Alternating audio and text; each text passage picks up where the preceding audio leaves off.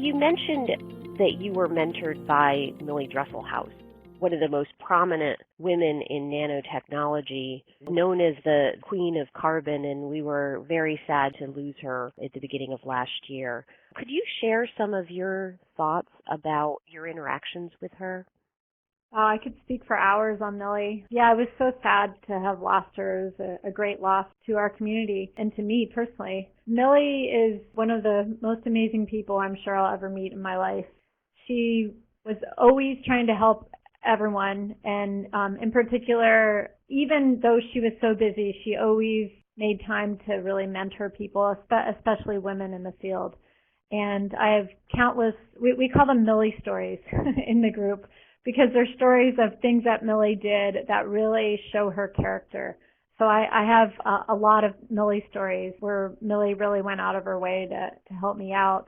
Just to think of one off the top of my head, we had talked about cross-disciplinary fields and how nanotech, you had to learn different fields. Well, my background's electrical engineering, but in order to work in Millie's group for my PhD, I needed to know a lot of physics and solid-state physics, and I didn't have that background.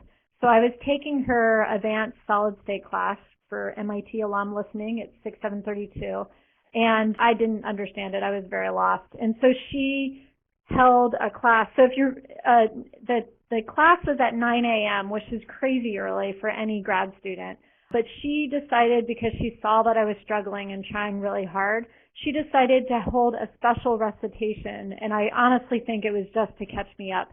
And she scheduled it at 8 a.m. But I think she scheduled it that early to make sure that only the people, being me, that was really dedicated would show up. And so it was me, and occasionally one other person would show up, and she would prepare that whole recitation just for me, so specifically guided for what I needed to catch me up. And now I feel like I know solid-state physics like the back of my hand.